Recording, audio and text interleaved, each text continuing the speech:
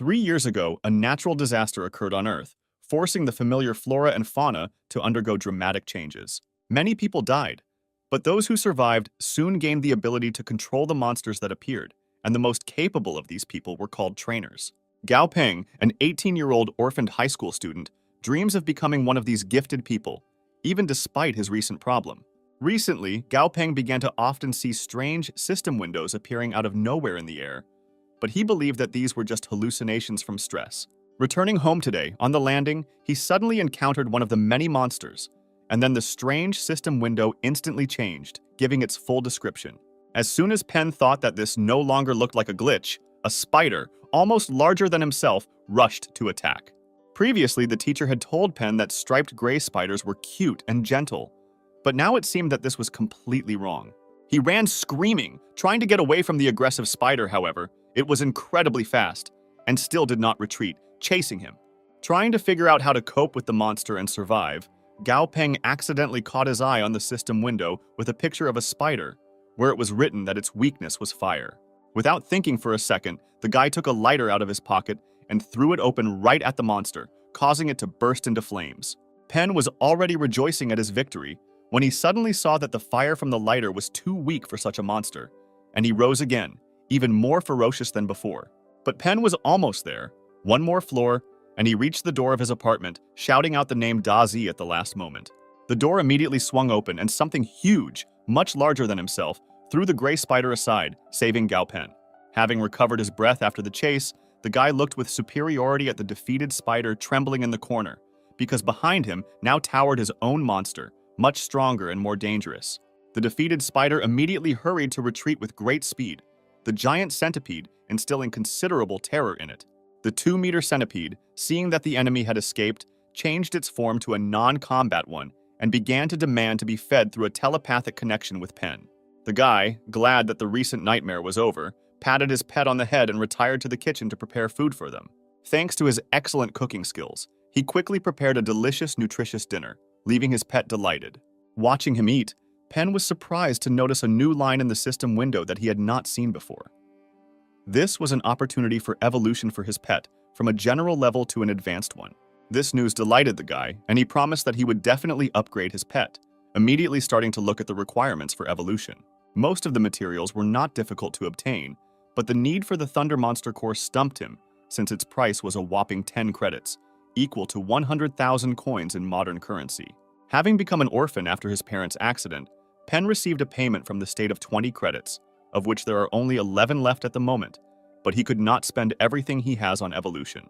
The guy was gnawed by resentment for the inability to use the most valuable information only because of a lack of funds, and at that moment, he had the epiphany that he could use the information from the system to become an outstanding coach and no longer worry about waste. Pen remembered the teacher's words that the trainer exam would be held tomorrow, and he hurried to register, becoming one of the participants at the last moment. On the morning before the exam, Gao Peng stopped by his neighbor Tang Tang, asking him to take care of his pet while he was away. The girl kindly agreed to help him, but as soon as the guy left, she was overcome with bewilderment as to why Pan needed a monster with average skills. Tang Tang immediately hurried to make a call, reporting to a certain man that Peng was stubbornly fiddling with the useless purple centipede left to him by the man's parents, daughter, and son-in-law. The girl also assured her interlocutor that Pan was safe next to her, recalling the part of the matter that was unfinished by the man. After finishing the conversation, the gray-haired man was angry. He threatened his secretary that his employees only had a few months left to complete the task. However, no matter how formidable the chairman was, as soon as he remembered his grandson, he began to dream of meeting him as soon as possible after completing his work for this year.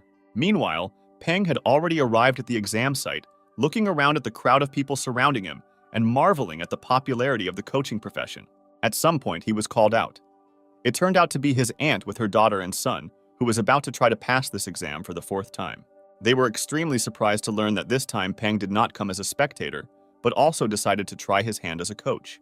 But despite his rather young age, the woman was glad that he decided to participate and began to encourage him. Hearing this, surrounded by 2 guards, the unpleasant man nearby began to mock that trash like them wanted to be a coach. But upon hearing Pan's easy retort that passing the exam depends on the level of intelligence, not wealth, he was deflated and left, because he had already failed 4 such exams before.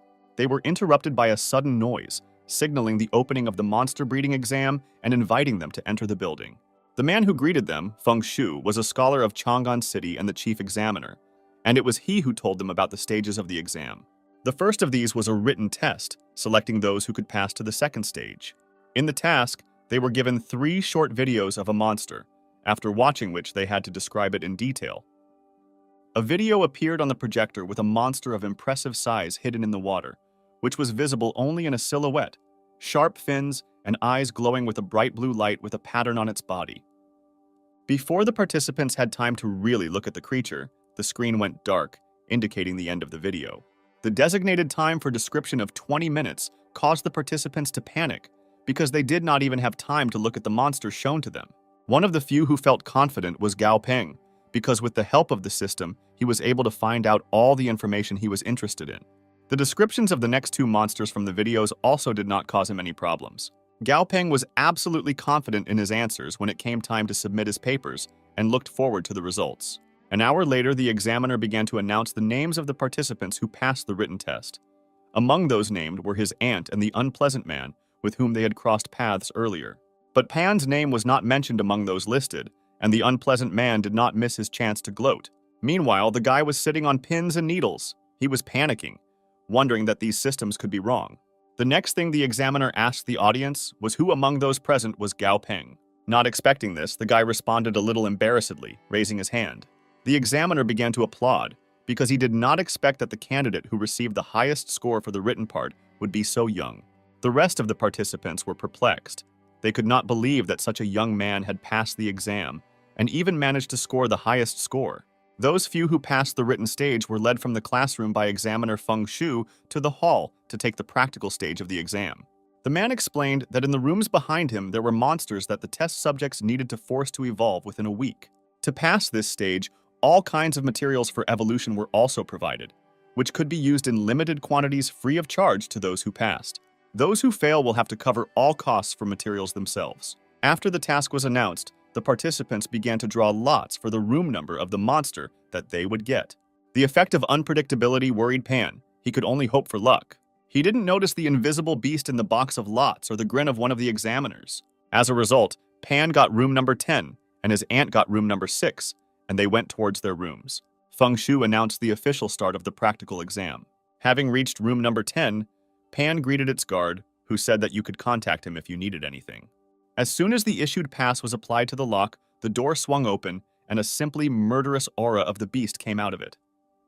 Walking towards the cage, Pan saw a dark shadow behind the thick bars of the bars with hot, furious, bright scarlet eyes, the mere glance of which made one feel uneasy.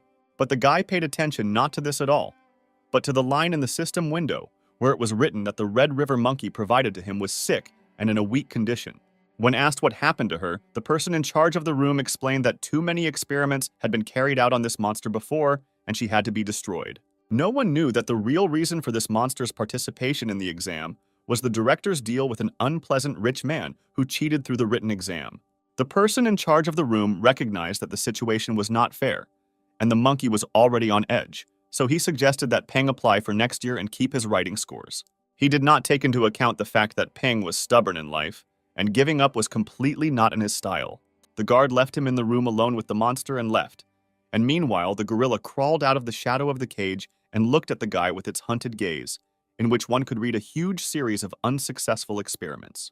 Bitterness, resentment, and anger intricately mixed into a kind of madness, forcing him to throw himself with a roar at the thick bars of the cage.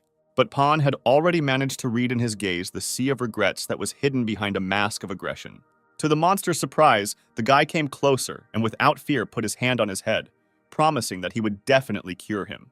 Peng decided not to delay and immediately find out what was needed for the evolution of a monkey, and was greatly amazed by what he saw, because the system showed 2 paths of evolution, standard and distorted. The standard evolution path sounded much safer and involved clearing the monster of a huge amount of dark energy, but the limited materials simply would not be enough, so Pan decided that he would have to take a risk. The room guard was amazed to receive a list of necessary materials from Pan and, looking at the confidence of the test subject, decided that he was just another theorist who could not do anything in practice, but did not argue. 3 days later, many examinees had already failed the test, But Peng continued to follow the system's instructions. The black herb of the east worked as it should, and the monkey was fully restored according to plan. Now the last stage remained. But before that, the monster had to be released from the cage, and Pan was afraid that after all the experiments, the monster would rebel. After some deliberation, Pan made up his mind, because he had come too far to retreat now. He took a big risk when he unlocked the cage and managed to get scared when the monster ran at him. But his fears were in vain. The monkey treated him very cordially and rushed to hug him, thereby raising Pan's spirits. The last stage before the evolution of the monster was taking a bath with sulfuric acid, and from the outside it looked like something very dangerous. Out of curiosity, the monkey threw a clump of his hair into the dark liquid, after which it immediately dissolved and panicked. Peng understood his fears, but asked him to trust him, and promised that after this stage he would evolve. Despite all the torment and fears, the monster made up his mind and followed Pan's instructions, climbing into the bathtub with a dangerous solution. Suddenly, a huge amount of black smoke poured out from his side, filling the entire space of the laboratory. This caused the fire alarm to go off and the alarm to sound in the surveillance office, and backup immediately rushed in to put out the suspected fire. The security was extremely surprised when no fire was found in the room. The space was filled only with black smoke that was already dissipating. Noticing the arrivals, Pan was extremely surprised. He asked what brought them to room number 10. Zhou, the room's security guard, explained that the smoke caused the fire alarm to go off, and they rushed to put out the fire. Pan felt a little guilty and apologized for not noticing the alarm going off, being too caught up in the experiment. Zhou radioed that everything was fine, and the alarm could be turned off. Examiner Feng Shu, who arrived at the laboratory, was extremely surprised that the smoke in the laboratory was caused by an experiment on a monster. The rest of the participants, who came running to see what was happening, began to discuss that Gao Peng was too young and inexperienced to experiment on monsters. Meanwhile, Wang, who had been trying to frame Peng from the very beginning of the practical stage of the exam, was jubilant, believing that the young man had finally failed. While everyone was distracted, the bathtub with a strange dark liquid began to bubble and hiss, releasing something that none of those present expected. It was a previously unseen monster, terrifying in its appearance and aura, instilling fear. Those around were stunned. They did not know what to do and were already preparing to run away. Meanwhile, the monster had risen. His body was a huge skeleton, dressed in a translucent shell glowing with violet fire and piercing with a fiery, otherworldly gaze. With surprise, Feng Shu suddenly realized that it was the evolved Red River monkey that was given to the examinee Gao Peng.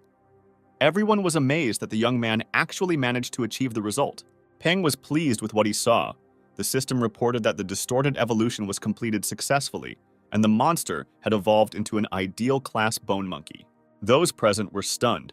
They began to look at the evolved monster with admiration, suggesting that this monster most likely belonged to a completely new species.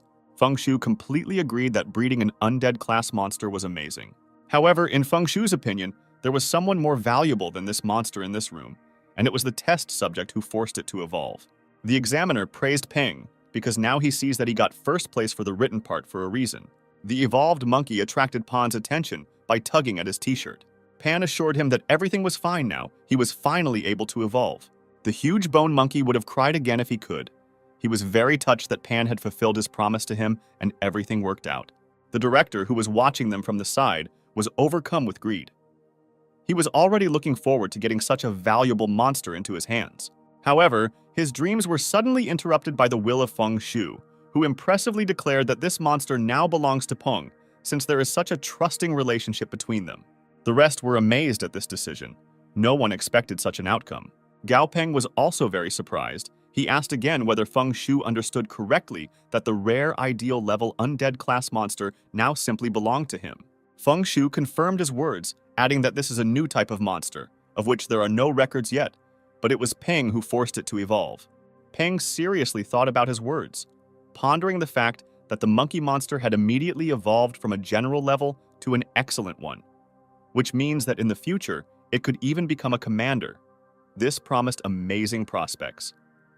Seeing his thoughtfulness, Zhou offered to give the monster to him if Peng did not want to take the attached monster for himself, which would be a rather stupid decision. The director decided to contact this decision. He said that this was against the rules, and any successfully evolved monster ultimately goes to the association, and added that the monkey was very sick and the evolution could just be an accident and not the merit of Pan. His words were supported by Van, who became indignant that the evolution of a monster on the verge of death was impossible, and an overly strong monkey should be destroyed. The director continued to insist that the monster was too strong and dangerous, and that a student could not achieve such a result. Together, the two made a serious allegation that Peng may have cheated on the exam and that his result could not be considered genuine. The director theorized that Peng might have learned some method that accidentally worked, but his true skills could not match the result. Feng Shu was extremely skeptical when he said that he should cancel the result for such a reason. When the director said that issuing a certificate to Gao Peng could harm the reputation of the association, Feng Shu laughed sincerely. He invited the guy to independently prove to these fools what he was capable of. Peng said that he came to the association to obtain a license and not to prove anything to anyone, and expressed that disbelief in the result of a younger and more talented coach is a rather pathetic behavior. Peng began to explain that the name of the monster Red River Monkey comes from their habitat, but the monster's attribute has nothing to do with water. However, judging by the monkey's condition, the previous test subjects did not know this and loaded the monkey with the water attribute and yin energy in hopes of evolution. Although yin is the monkey's main weakness, Wang was outraged that Peng was wrong, and the Red River Monkey's main weakness was the wood attribute. But Feng Shu clarified that according to research, Peng was not wrong.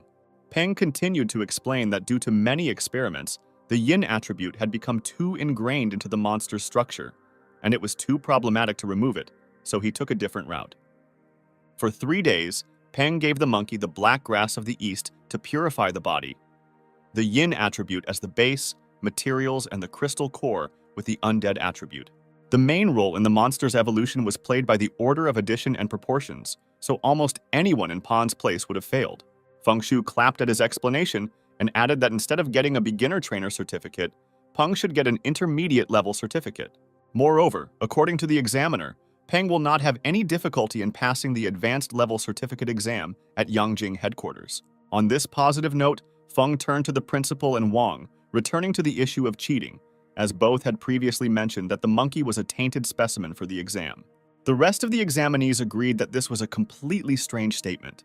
Zhou volunteered to witness the director's misconduct, saying that he deliberately provided a corrupt monster. He also mentioned that a bribe from Va Shu was to blame, and that CCTV footage could confirm this. Wang Shu at that moment felt that it was all over because his deception had been exposed. Feng Shu, as the president of the city association, stated that for committing fraud, which is a crime, Wang Shu will be suspended from taking the exam in Chang'an City for the next 3 years, and the director will be removed from his position. Everyone present agreed with this decision, watching as the criminals were taken out of the room. President Feng invited Peng to have a cup of tea to talk and ask for a favor.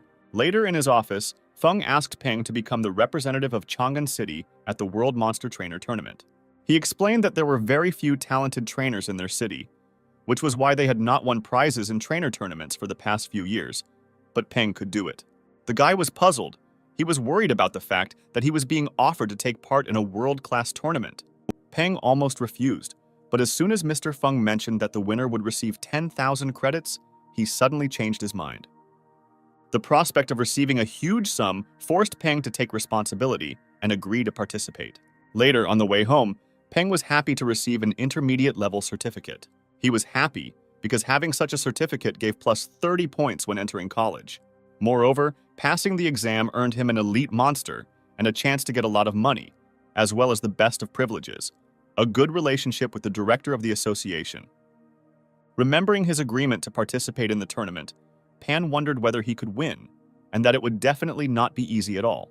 People on public transport behind Peng, watching from the sidelines at his new monster Buchan, whose name he gave for his sometimes stupid and sometimes scary appearance, began to whisper. They discussed how rare the undead class was, and one of them even wanted to touch one of the bones of the amazing monster. Buchan did not force himself to react. He did not miss a single movement around him, believing that by doing so, he was protecting Pan. Soon, unnoticed by Pan, the unfamiliar, frivolous guy was entangled in the power of Buchan. The hostage had already regretted his desire and almost said goodbye to life out of fear when Pan turned to him, distracting him. The guy shared his thoughts that participation in the tournament is a necessary measure because without winning, he will have nothing to feed his pets. Pan also noted that he is young, and if he puts in a lot of effort every day, he will have a bright future, especially considering that he is quite handsome. Those who noticed their conversation were amazed, because speaking out loud meant that the guy did not have a blood contract with the monster. But he listened to him. They were tormented by the question of when such a talented guy appeared in the city. Later, when they got off the bus, Buchan suddenly pushed Pan to the side, causing him to fly off. The monster deflected something flying towards Pan, protecting its master. At first, Pan was extremely puzzled by what had happened, but then he realized what exactly had happened and hastened to calm Buchan, explaining that no one had attacked him. He immediately noticed that the object flying towards him was Da Zi, his purple centipede, so he rushed to introduce it, but was very surprised.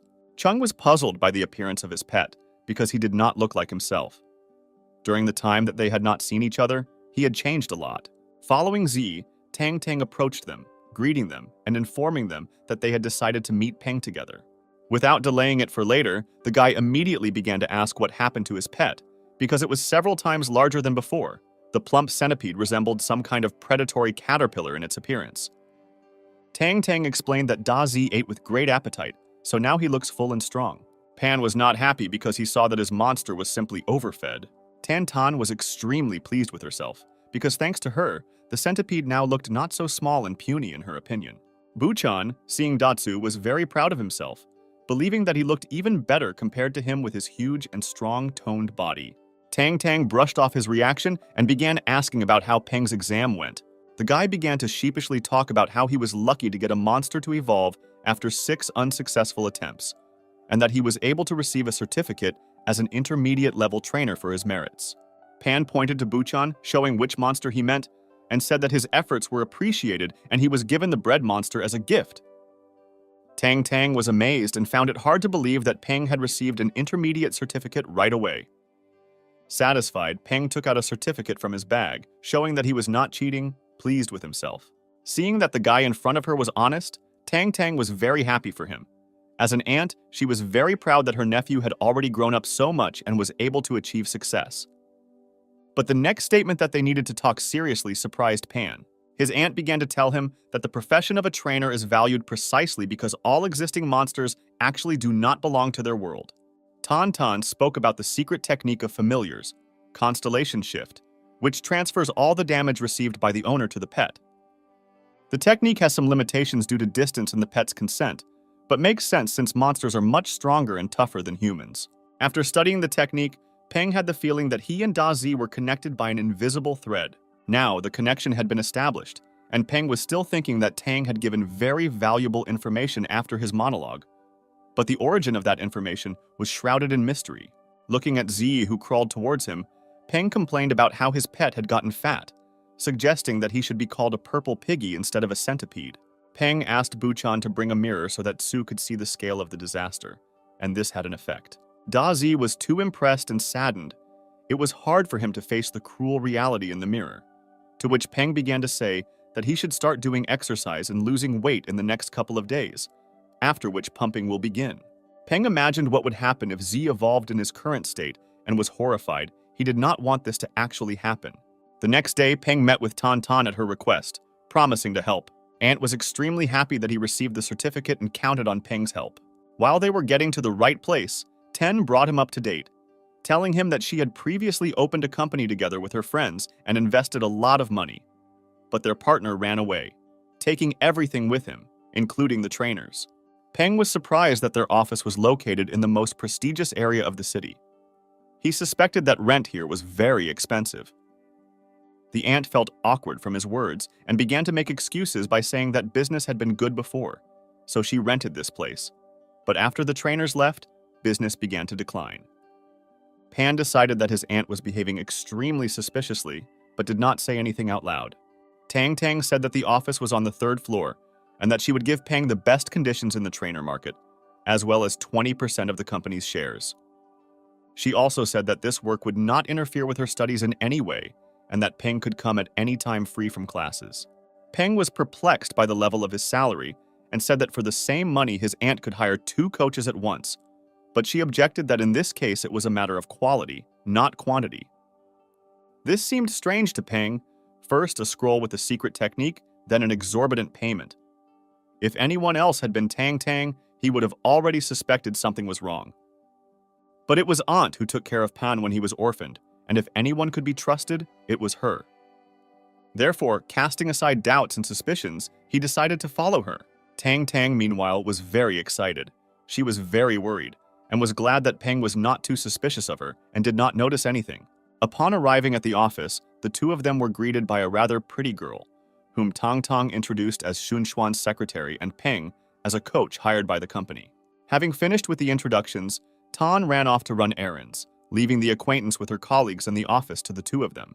Such frivolous and unpredictable behavior always confused Pan, but he could not do anything about it. Xuan kindly invited the guy into the office to fill out employment documents. While filling out the information, Xuan was disappointed in Peng. Comparing his age with the intermediate level certificate, she decided that he was a stupid guy with a lot of money who got the certificate by cheating. Peng, meanwhile, was talking about the size of his salary and came to the conclusion that he should not underestimate his abilities because his evolution method gives 100% results, which no coach can do. After finishing entering the data, Xuan returned the certificate to Gao Peng, saying that the registration was completed. But the girl also doubted Peng's chosen pay rate because he had too little experience, and if he lacked the skills, the organization's reputation would also suffer. Pan was extremely dissatisfied with the doubts expressed by the girl and wanted to be indignant on this score, but he was interrupted. The office door swung open, and a man burst into the office, demanding that Peng prove with his deeds that he was worthy of the salary he had designated.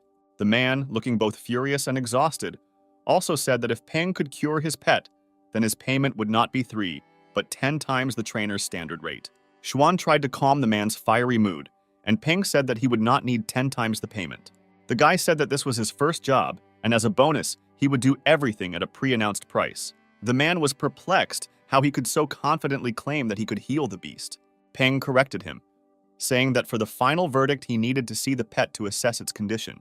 The exhausted man decided to trust the young guy and took out the carrying container in which his beast was located.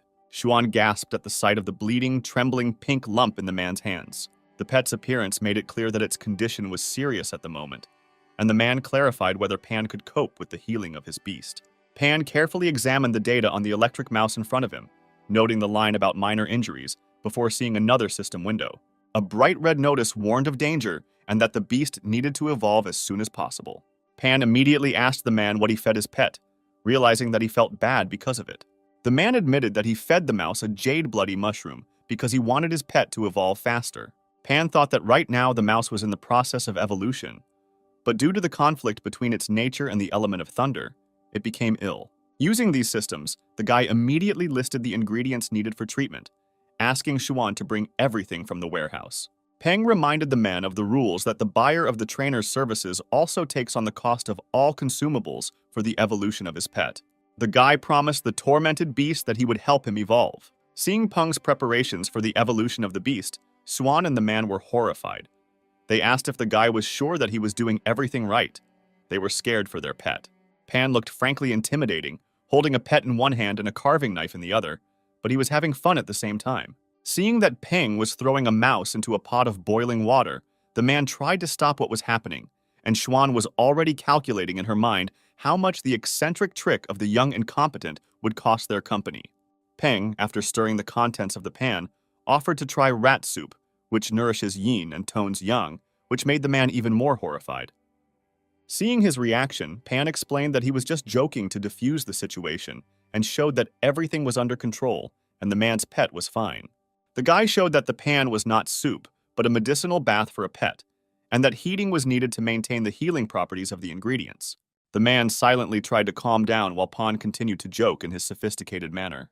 The man could only hope for a good result, thinking that there were only 2 famous and experienced trainers in their city, and their services cost incredible money. 10 minutes later, the man began to worry because the result was still not visible. Pan reassured him, saying that everything was almost ready and the pet should soon evolve. Just a couple of moments later, thick smoke suddenly poured out of the pan, causing the lid to jump to the side with a loud sound. At the bottom of the pan, already without the tincture of medicinal ingredients, the changed pet curled up into a ball. Having just woken up, the mouse immediately jumped out of the pan, began rushing around the office and causing destruction, thereby driving Xuan into horror and into delight the man. The evolution was successfully completed, and the Thunder Mouse became an ideal class dual attribute bloody electric mouse that could become a commander in the future. The educated man immediately apologized to Peng for being suspicious of his abilities, appreciating the result with delight. Peng immediately gave the man a check with the price for the damage caused to the office and the services provided, without receiving any objections from the happy man. After receiving the payment, Peng asked Xuan to send him home the materials from the list prepared in advance, subtracting the cost from the salary received. The man, beaming with delight, turned to Pan, saying that he had another pet and that he would like to make another appointment with the guy for tomorrow. The man also said that the price is not a problem for him and he will pay triple. Peng was even a little embarrassed to refuse him, but he explained that he would be busy with training classes the next day, having received from the man the assumption that these were courses from the association. But Peng objected to him, explaining that this was a normal third-year class in high school, and left, explaining that he still had homework to do. The man was amazed at the revealed truth, while Xuan finally understood why Tang Tang had recently bought this expensive office and fired all the coaches, telling her to keep it secret from Gao Peng. The guy turned out to be not a stupid rich man. Tang Tang, meanwhile, was enjoying a glass of wine at home as she twirled a good quality crystal core in her hands. Without thinking twice, the woman handed the core to the invisible beast behind her, ordering it to be taken home to Gao Peng. The pet got to the window of the guy's apartment, and making sure that no one noticed him, threw valuable material into the room. The fallen crystal was immediately discovered by Da Zi, who was interested in the unusual object. Buchan wanted to stop the frivolous centipede, but it was too late. Datsu ate the thrown crystal, which he immediately regretted. Gao Peng, walking home, dreamed that in the future he would be able to upgrade his pets to the epic class, when he suddenly heard a roar coming from the window of his apartment. He immediately ran home, realizing that something wrong had happened.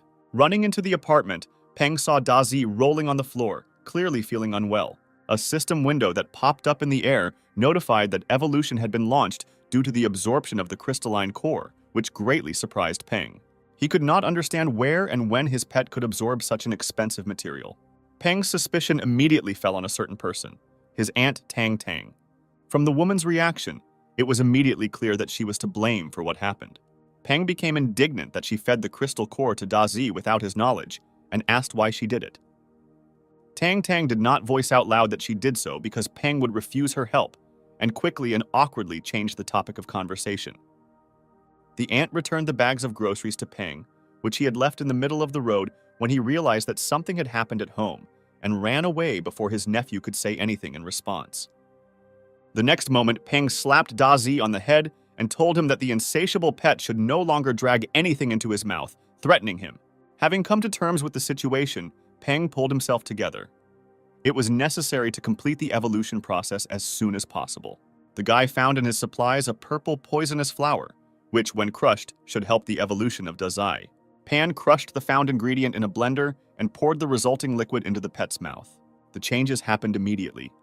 Dazai's body immediately shone with the golden light of lightning, his horns lengthened, and his eyes began to glow scarlet.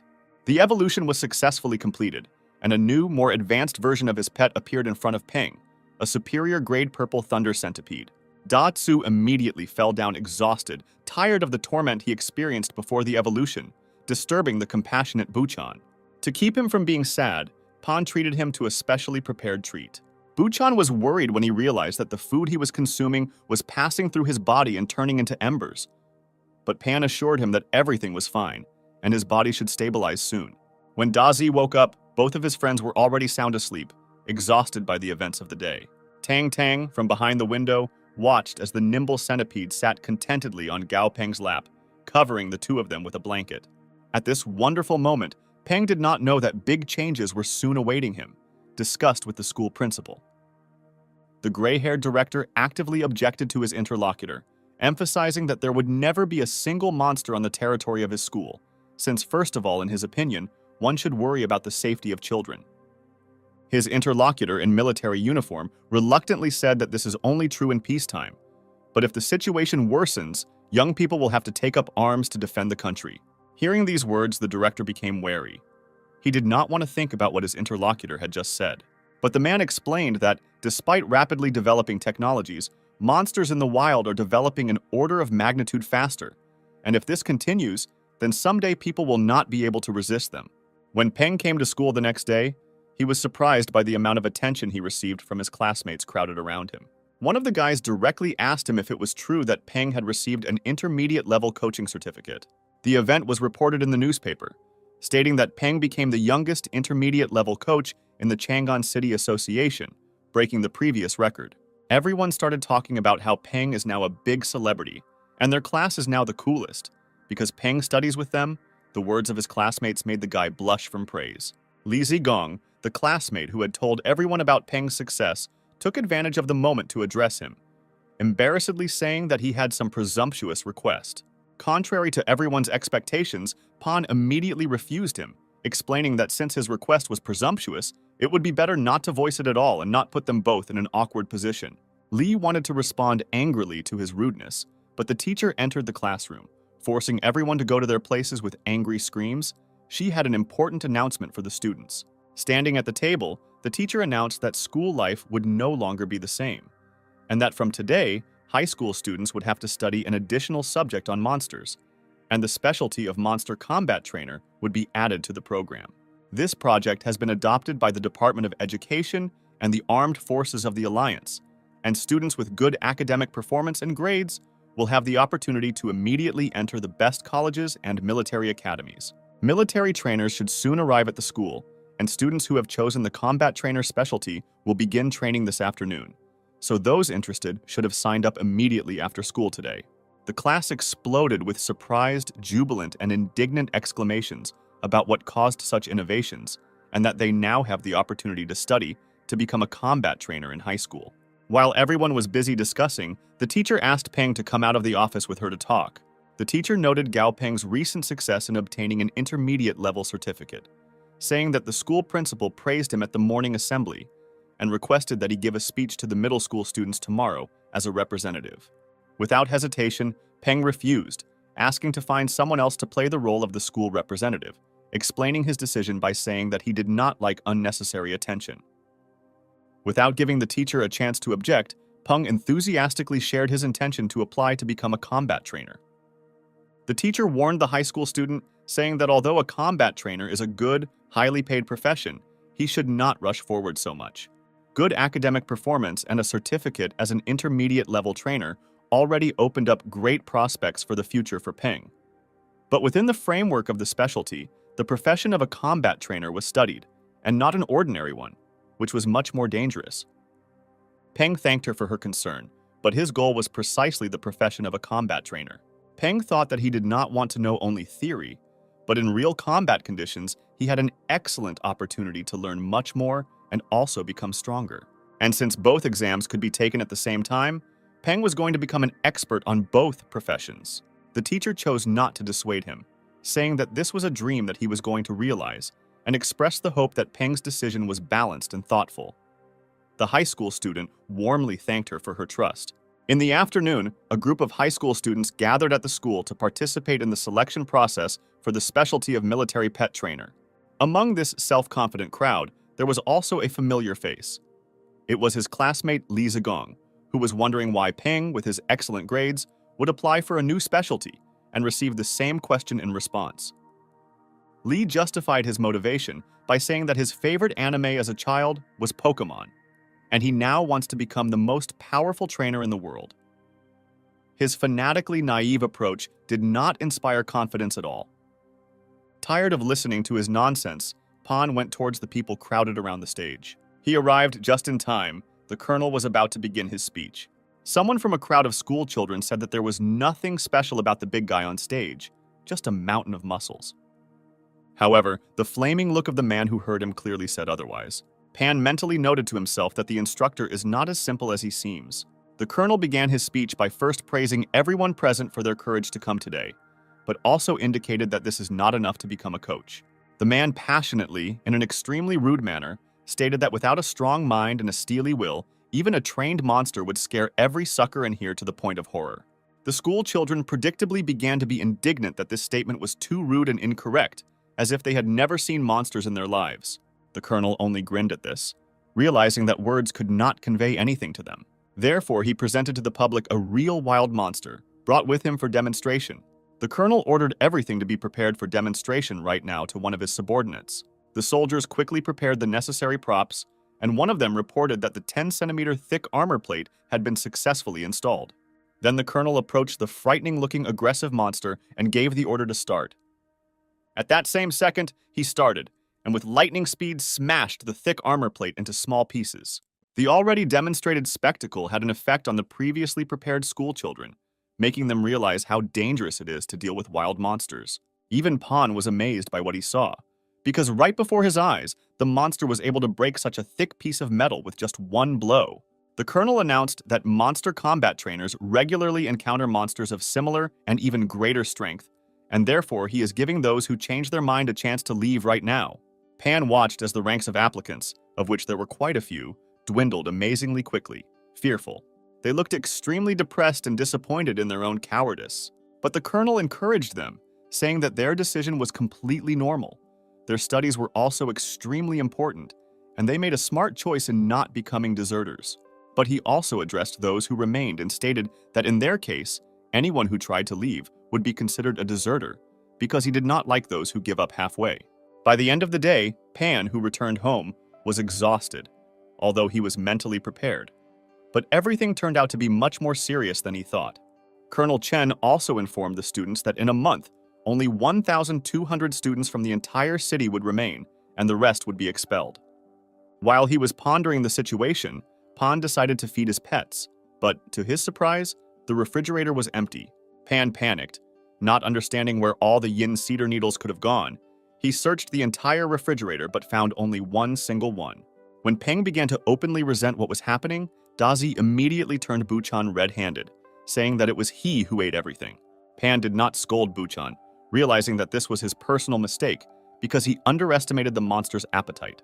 Now the food for both pets was built in accordance with the recommendations of the system, and Peng placed an order for the next portion of yin cedar needles for Buchan and thunder figs for Dazi, thinking that such food was costing him a pretty penny. The more materials Pan provides to his pets, the faster they will move to the next stage of evolution. But there, they will already need even rarer materials, and this was worth thinking about in the future. The very next morning, Peng had the opportunity to see a kind of zoo at the entrance to the school. Many students everywhere were trying to keep their pets on a leash while others were getting theirs out of trees, and this spoke louder than any words about their lack of training skills. One rather fragile-looking girl came with a pig-like monster the size of a small truck, and it seems she didn't know what to do with it. Pan turned to the girl, asking if it was her monster, to ask to clear the passage, because the monster had completely blocked the main entrance to the school building. The girl felt awkward. She began to make excuses that when she bought the pet, it was very tiny, and she did not expect that it would grow up to be so huge. Seeing the pandemonium, one of the military trainers approached them, asking what happened and why the beast blocked the entrance. Having not heard an intelligible answer, the trainer gave an order to his animal, similar to the one that was present at the demonstration. The wolf immediately growled, looking aggressively at the pig several times his size. This had an effect. The huge pet trembled and recoiled, moving to the side and thereby clearing the passage. Once the problem was over, the coach informed them that their training was starting right away. The assembled students were lined up with their monsters, listening to the words of the trainer that today would begin training in Monster Command, a basic skill necessary to form a full-fledged monster squad in the future. A beast may be strong, but without obeying orders it becomes useless, as happened this morning. Before starting training, it is important to understand the monster's habits and preferences in order to build good relationships with him in the future. As an example, the trainer cited his wolf, whom he fed with his favorite black pork, played and slept with him every day, after which he became ready to obey any orders of the man. The trainer also said that breaking an armor plate with a blow of its tail, demonstrated earlier by the colonel's beast, is not a natural skill, but a skill developed during training. Due to the stress, its tail became stronger, and the beast eventually acquired an additional means of attack in addition to its claws and teeth. The trainer asked his comrade to demonstrate the skill of his silver wolf. The red-haired man explained that the development of animals of the same type can occur in different ways, and that during training, each animal improves its strengths. He demonstrated this by throwing a stone, after which his wolf immediately rushed, catching him in flight and breaking him into crumbs with his bite. Both Peng and Dazi were amazed by what they saw. The strength of the beast's bite seemed incredible to them. The trainer continued to explain that there are currently 5 categories of monsters, including attacking, defending, supporting, healing, and controlling, with some monsters being a combination of these. One of these is the vine, which can act as both a defense type and a control type, although experienced trainers can also develop it as an attack type. After the explanations, the students were asked to move on to practice, explaining that they need to start small, for example, use wood to train bite force, gradually increasing hardness. Those who decided on the category of their monster could register and take the necessary training materials. Peng was faced with the question of how best to train Dazi, and, remembering the study of the secret technique of transferring damage, he decided that he should focus on defense first. Pan also thought about the monkey monsters he had seen earlier, carrying large boxes of educational materials, managing despite their size. This gave him the idea of a mutant monster, a fierce fighting monkey, which has a ferocious and aggressive disposition and therefore pays great attention to defense. From birth, the parents set an example for the cubs, forcing them to violently attack first trees and then rocks with the help of their bodies. This approach leads to injury, but the skin becomes stronger as it heals. Therefore, in adulthood, fighting monkeys have a muscular and tough body due to hardened, calloused scars that form a kind of armor. Peng decided to use this approach to improve the defense of Dazi and selected training materials suitable for this. Returning to the training field, Peng informed Dazi that he had found an excellent way to train. Pulling out an auxiliary object from behind his back, Pan said that it was better to bleed to death now than to bleed in the future. With the statement that learning is hard, fighting is easy, Pan grabbed the sledgehammer with both hands, promising that he would try to be gentle. Frightened, Dazi immediately ran away, trying to escape from the torture destined for him. After this, Peng was forced to rush after the pet, explaining that this was all for his own good until he managed to stop Dazi. At the end of the week, on a day off, when there was no need to wake up early in the morning for training, Peng hoped to sleep longer, but was awakened by a loud knock. He still had to get up and go cook breakfast for his pets, despite the desire to sleep. While frying pancakes, Pan complained that he was helping his pets, but at the same time he was suffering the most, and this was unfair. However, all this was not in vain, because thanks to the additional nutrition, Dazi increased in size and successfully reached the 10th level, and Bu also received a promotion. But all this was not easy for Peng, because his hands were sore after training with Dazi, and almost his entire salary was spent on Bu's food. Bu noticed Pan's phone ringing on the table and answered immediately, allowing Pan not to be distracted from cooking. The caller introduced himself as the CEO of the Blue Shield security company named Woot Liu Sunlin. He asked for a meeting to discuss a certain proposal that should be beneficial to both of them. They decided to meet at the office where Peng currently works this afternoon. At the meeting, Mr. Liu introduced himself again. He was a pleasant-looking middle-aged man in an expensive-looking suit. He announced that he would like to offer Peng the position of trainer consultant in his company. Peng wondered why they turned to him, because there were many other intermediate-level trainers in Chang'an City. He could not understand what made the director of a large company come to him. The man said that Peng was overly modest and underestimated himself. He recalled that there were only 2 established intermediate trainers in their city. One of them, Director Chen from the Trainers Association, was too busy to work in their small company. The other one, Xianlin, is number 1 in Chang'an and works for the government as a trainer consultant. When comparing Peng with other intermediate-level coaches, Director Li would prefer to trust the young and talented Gao Peng. After thinking, Peng decided first of all to put forward some mandatory conditions in the form of working only on weekends and refusing to sign a full-fledged contract, guaranteeing only a refusal to help the company's competitors. The director immediately agreed without any objection, handing a pre-prepared part-time contract for Peng to sign. Peng was extremely surprised when he read its contents, because it was a one-sided contract with no mandatory requirements for Peng, with an annual salary of 500 credits and a commission of 50 credits for each successful evolution of the beast. This offer turned out to be too good to even think about refusing, so P immediately signed his name, agreeing. Immediately after that, Xuan knocked on the door and entered, reporting that Mr. Ma came to the previously scheduled meeting. Director Li immediately collected himself, saying that since the contract was signed, he would not detain Mr. Gao any longer and left the office. Taking the elevator downstairs, the man immediately made a call, informing his uncle that the contract had been signed, but he did not understand at all why, out of all the intermediate-level trainers in the city, they chose Gao Peng. Meanwhile, Pan had already begun the reception in his office. He carefully examined the monster brought by a man he already knew. The cute and beautiful tree-class monster called the Flower Fairy was very beautiful and had a pleasant aroma.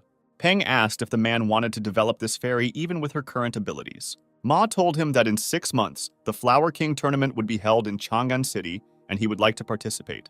Peng was shocked because the man, possessing a flower-type monster as rare as the undead, with amazing healing properties, was just going to take part in a beauty contest. Even Xuan awkwardly asked whether girls usually participate in the Flower King competition, to which the man replied that this was true, but he always really wanted to participate, even if he was looked at very strangely when registering. Ma also said that the fairy is his second beast, so he wants to provide her with a happy future. The man persistently asked Pan to take care of the fairy's development so that she would have every chance to take first place. Peng was surprised by the strong concern for the beast, but promised that he would take care of it. Peng also did not fail to remind about the triple payment, upon hearing about which Xuan, with sparkling eyes, immediately brought an invoice for payment. Peng listed to the girl all the items that he needed for the evolution of the beast, and Xuan immediately and readily went to the warehouse to get them. After a short time, all the necessary materials were already on the table in Peng's office. After that, he kicked Xuan and Ma out the door, saying that they would interfere with his work. Despite this, the man still opened the door slightly to observe, despite Xuan's objections, because he was very worried about his baby fairy. Pan looked very intimidating, like a mad scientist, when he mixed the required composition and took it into the syringe. Mr. Ma almost attacked the guy when he was injecting his pet, but Xuan stopped him in time. Almost immediately after this, Peng allowed both of them to return back to the office. He imagined a monster that had evolved to the 4th level, becoming a flower begonia, which caused both of them to exclaim in admiration. Ma began to thank Peng from the bottom of his heart, despite his objections, because he was happy. While enjoying the result, none of them thought that at this very time, one of the teams training to become combat trainers was fighting wild monsters. The 3 guys were endlessly indignant that their efforts were in vain, and looked forward to leaving only 1,200 people and returning them to their previous schooling. And only one girl was determined to continue, hoping to meet Gao Peng, the only student, in her opinion, worthy of respect. One day, Peng once again went to Chen Ji's store to buy yin cedar needles for Bu. To his surprise, the old man replied that they had run out, and instead of the required 30 pieces, only 10 remained. Pan didn't understand why this happened, because outside the city, there is a whole farm for their production, and the needles couldn't run out so easily. The old man then explained that the supply stopped a week ago due to spiders eating all the supplies with the yin attribute, which is why the entire farm area is now occupied by the army. Also, other monsters also became prey for the spiders, and if the farm owners had not escaped in time, they too could have gone to feed the horde of monsters. A voice was heard from the entrance to the store. It was another customer who came into the store, interrupting their dialogue. Mr. Chen suggested continuing their conversation another time, citing the fact that he was currently busy with work, to which Peng had to agree. On the way from the store, Pan began to think about a series of recent events. First, the school began to cooperate with the military, then a strange company invited him to cooperate. A new type of spider appeared. There was a feeling that something terrible was coming, which would be extremely difficult to resist. Just as he was thinking, Peng's phone rang. It was Li Songlin asking if Mr. Gao had heard about the infestation of devil spiders in the dark forest. After a short time, Peng was already near the first branch of the Blue Shield Company, greeted by Director Li. Immediately, the man began to bring him up to date, starting with the most important. Due to hordes of gray devil spiders attacking numerous resource points, the government gathered most of the companies and several private organizations to explore the dark coal forest to determine the habits and weaknesses of the monsters. Blue Shield Company just accepted the mission today and will leave in 3 days, but right now they don't have enough reserves, and so they need Peng to force the devil mantises to evolve before they leave to increase the chances of a successful completion of the mission. Peng immediately asked to be brought to the devil mantises to inspect their condition. Director Li, in turn, asked the guy to take the task responsibly, since it is very important for the company. At the previous alliance meeting, many of the bands suppressing unofficial forces were even lifted due to changes in wild monsters. As soon as they arrived, the director showed Gao Peng the hall where all the devil mantises of the company were located. He also promised that enough people would be organized to help him. In addition, the man informed that if Peng completed the task, the reward would not disappoint him. This statement encouraged Peng, and he assured that he would cope with the designated work, immediately starting execution. Director Li watched his work progress from the observation floor, soon encountering a worker who approached him and wondered what Mr. Gao was doing there.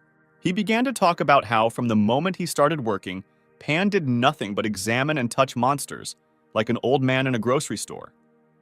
Besides, the guy looked to be about 20 years old, which inspired doubts about his abilities.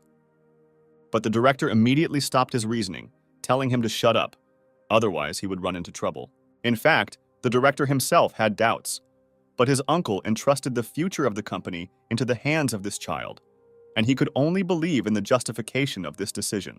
Having finished examining all the mantids, Peng listed a dozen mantids from different parts of the hall, as well as the materials he needed to provide for evolution. The director ordered that everything listed by the guy be brought immediately. The director was sincerely amazed by Pan's abilities, because in 10 minutes he was able to identify the 10 strongest monsters without making a single mistake. In the man's opinion, the skills demonstrated were not those of an intermediate-level coach at all, as Peng had done it faster and better than most of the top graduates, being so young. Having received all the necessary materials, Peng immediately began work. Sometime later, the already dozing director was called out, notifying him that the work was completed. Everyone in the laboratory was incredibly happy, watching how the monsters evolved one after another in Pan's skillful hands. The employee who had previously expressed his doubts to the director, along with everyone else, showed his admiration for the young trainer, who had brought the monsters to the evolution into 4-winged jade devil mantises of the rank of superior class commander. Now Pan looked in the eyes of those around him, not like an unpromising schoolboy, but like a real treasure. Later, Peng focused on his personal training with Dazi, and his pet showed increasingly good results. As a reward for his efforts, Pan treated the pet to his favorite dried insects. But against the backdrop of his personal victories, the laughter of other students suddenly sounded. Many of them became completely lazy and began to simply leave training without a twinge of conscience. And the teachers simply ignored this, helping those who were trying to achieve progress, which in general was a fairly logical decision, because people without an understanding of the discipline would hardly be able to fight effectively during hostilities in the future. Unexpectedly, a very tall girl named Mu Taiying approached Peng, saying that he was excellent at training his beast. The big difference in height greatly embarrassed Pan. He couldn't help but think that if she were a man, she would definitely be popular with girls, but out loud he only thanked her for the praise. The girl approached Pan to tell him that she would like to unite into one team. She explained that in the later stages of training, there would be doubles matches with mandatory grading at the end, so she would like to team up with someone who is committed to training. The girl's words impressed Pan a little, but first he needed to evaluate her beast, which he reported. The girl immediately called her pet, and a huge iron rhinoceros ran up to them. Taiyin shyly introduced the monster as her baby, patting her on her huge armored side. This sight shocked Peng and Dazi to the core, because the monster was simply huge. Also, before starting to cooperate, the girl warned that her pet Lianzi is very timid. Due to excessive timidity, they decided to focus on defense, because Lianzi's character is not at all suitable for an attacking type, but she has tough skin and a high pain threshold. Peng carefully considered the proposal to unite them into one team. He saw many animals here, but almost all of them were of the ordinary class, and only a couple of dozen were excellent, and there were only 2 ideal ones, and one of them was the iron rhinoceros Taiyin. After some thought, Peng came to the conclusion that if there was protection, Dazi could develop poisonous attacks and impressive speed, thanks to which an ideal duo could be formed, having both a sword and a shield in the team. While Peng was thinking, the girl decided that Peng was hesitant and did not want to cooperate, so she prepared to leave. Pan stopped her, saying that he agreed to cooperate and wanted to form a team. He said that character can be polished through training, and this is many times better than being on a team with slackers. The girl was incredibly happy when she heard his words, beaming with joy. She became extremely zealous in thanking Pan with 2 intense and strong handshakes, to the point of discomfort. In the war zone in the Dark Forest, meanwhile, military detachments were gathering, preparing for battle. Director Lee greeted the blonde woman, Captain Song. Lee noted that based on recent research, gray devil spiders are very afraid of fire, which Captain Song's team is excellent at handling, which guarantees their success in this mission. She, in turn, noted that Director Lee's devilish mantises are considered forest killers, and this will help him complete the mission the fastest. Despite the exchange of pleasantries, their glances shot lightning at each other, betraying mutual hostility based on competition. One of the military men began a speech to the crowd, providing basic important information about the monsters that he had learned. It's likely that gray devil spiders hunt their prey in groups and then bring it back to their nests to ensure enough food for their mother, spawning a new, even more fearsome wave of spiders. Drawing attention to the importance of the mission, the man drew attention to the importance of cooperation, because upon successful completion, everyone will be generously rewarded. Many understood the military's fears about the possible internal struggle of civilian organizations and agreed that in this case, it was necessary to work together.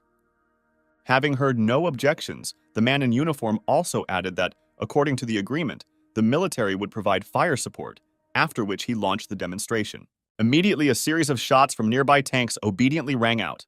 Powerful volleys flew out, exploding in flames and leaving deep dents in the ground. Director Lee noticed that, after pretentious words about cooperation, the military suddenly decided to simply show off their weapons. But it was also worth noting that the government took this intelligence seriously, and the artillery pieces intended to provide cover significantly weakened the monsters, increasing the chances of a successful mission and reducing possible risks. Song was indignant that it was not for him to talk about the risks, having 8 commander-rank monsters with him, provided that in most organizations there are no more than 3 of them. Director Lee just laughed with superiority, answering out loud that most people hide their trump cards, and their company is too honest for such a farce. Suddenly, a deafening sound of unknown origin was heard, causing everyone in the military operation to panic. One of the trainers noted that the devil mantises were behaving strangely, as if they were afraid of something. A moment later, something terrifying appeared from behind the treetops. It was an ape-like monster, engulfed in flames, as tall as a multi-story building with a burning gaze. Director Lee exclaimed in shock as he recognized the monster. It was Halo, a Lord-level monster. This very monster was the guardian of the dark, pleasant forest in which they were all now. The gigantic monster began to go on a rampage, frightening all the gathered people with its roar, causing them to panic. The commander-in-chief tried to bring them to their senses and force them to follow orders instead of causing panic. But all his efforts were in vain.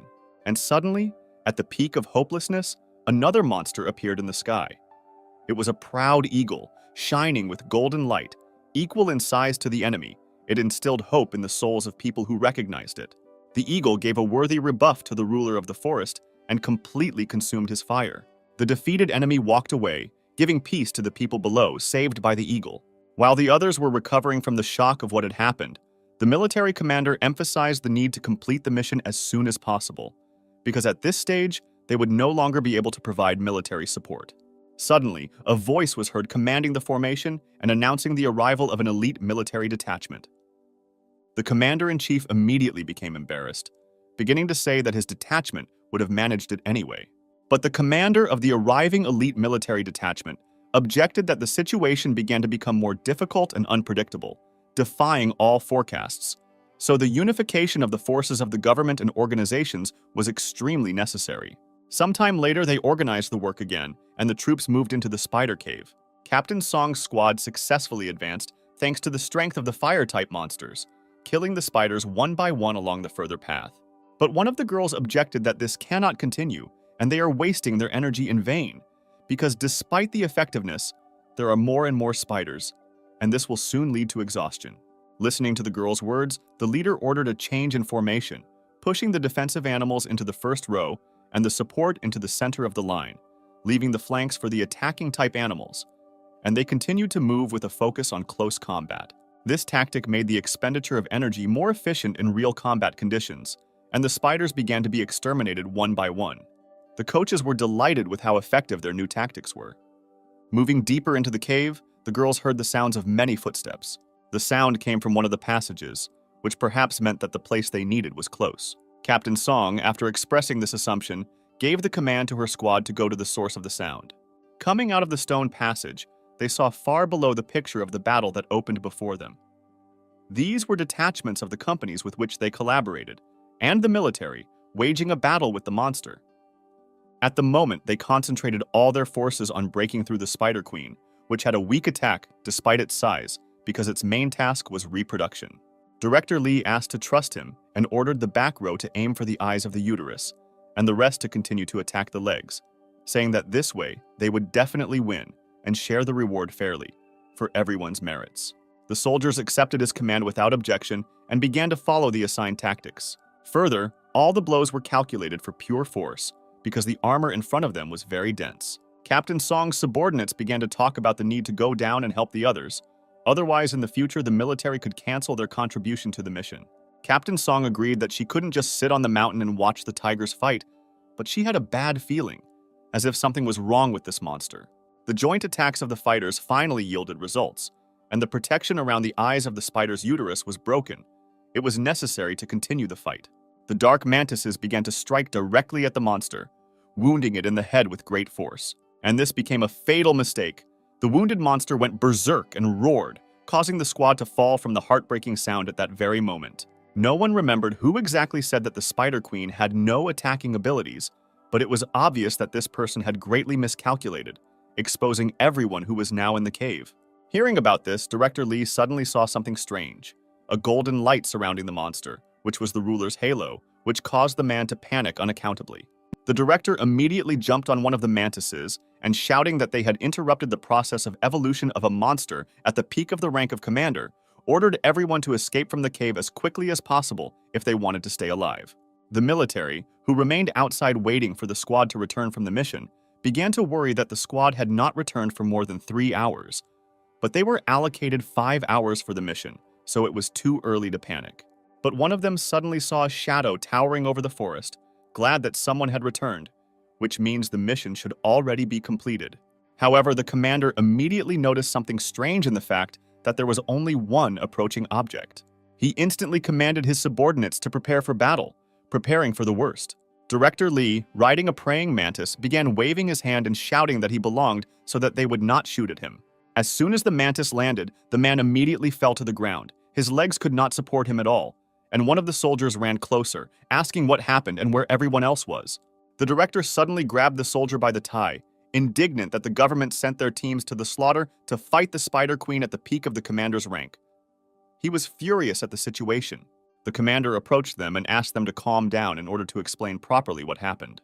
The director reluctantly released the soldier and, having calmed down, explained that while exploring the cave, they met a Spider Queen and attacked it, but it turned out to be in the process of evolving to the rank of Lord, and even the best monsters of the squad could not cope with it. The commander addressed the group of people with him, outraged that their government research had given false information about the queen spider having no fighting power. Another figure suddenly came out of the forest. This man turned out to be the head of a special military detachment, who was also overtaken in the cave.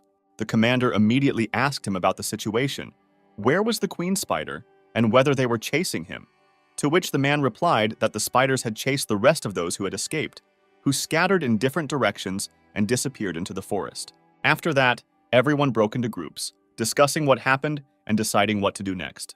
The commander said that if he had known about the real state of affairs, he would have sent more people and artillery. If it had been possible to capture the Spider Queen and train it properly in the military zone, it would have significantly strengthened the military district. But now, it was completely useless. That's what worried the commander, unlike the director, who was worried about the fallen people. But now, the commander did not see a problem in the existence of the Spider Queen in the forest, considering her only garbage, because just as two tigers cannot get along on the same mountain, the ruler of the dark forest will not allow her to live. Meanwhile, Peng observed the result of Dazi's training, who smashed another obstacle to pieces, amazing other students and their pets with his skills. Seeing such fantastic results, high school students who did not understand the essence of coaching simply shouted at their students, telling them to follow the example of the cool centipede. In Pan's head, satisfied with the work he had done, was the story of Director Lee, who, on a government mission, met a monster at the peak of the rank of commander and 1 rank of lord, which was quite dangerous. He also thought that the body of a general class monster is worthless, while an epic class would be enough to buy good materials, so he should strengthen Bu and Dazi to lord rank as quickly as possible to increase their power in the wild. Promoting monsters will increase Peng's reputation as a trainer, in which case it is worth going to Yanjing City to get an advanced monster trainer license and expand your capabilities. Bu has already reached the 14th level, but unfortunately, buying yin cedar needles anywhere is not yet possible, and the supplies at home are exhausted, and now Bu sits near the refrigerator all the time and looks at it sadly. Dazai also progressed a lot, reaching the 13th level. Pan was distracted from his thoughts by Taiying approaching. She brought Pan notes that she had taken during the training and development of her pet Lianzi. Peng decided that since they were teaming up, he should find out more about the protective abilities of the girl's beast, and her notes would help develop the ideal tactics for development and combat, as well as learn about her character. After looking at some funny comments among the notes, Pan laughed a little, but realized that Taiying was extremely serious. A voice was heard from the speakers located around the training field, announcing the need to gather in front of the podium and the cancellation of free practice. The trainer who met them announced that the first stage of training was over, and before the start of the next stage, some conclusions would be announced. And the coach began to mercilessly call the names of the students one after another, saying that each of them was disqualified, despite the dissatisfied screams and exclamations of the students. The coach clearly explained that during the training, each inspector monitored the students all this time, and the successes of each of them were noticed, as well as their absence. Special mention was made of a guy who was on his phone instead of working out, and a girl who fell asleep during one of the classes, which was simply incomprehensible. The coach concluded that these students would return to their previous classes starting tomorrow, because if they were so lazy even in basic training, then there was no point in continuing their training as a combat trainer. The remaining students move on to the next stage of training, real combat, during which an absent-minded state can lead to accidents, and in a real battle to death. The students were shocked by his words. Not all of them understood what exactly real combat training was like, and not everyone present was confident in their abilities. However, there were also those who turned out to be extremely self-confident about their abilities, first starting to show off their pets, exaggerating their merits, and then finding out among themselves who is better and why. The coach, meanwhile, said that there would be 5 people in each group and an instructor would take care of each group, so we need to unite. The 2 biggest debaters immediately declared that they would be on Gao Peng's team and began to drive away the other students, putting Peng and Taiying in an awkward position. And only after, when the students began to disperse to other teams, 2 guys deigned to tell Pan that they had long wanted to team up with him, causing him to laugh nervously.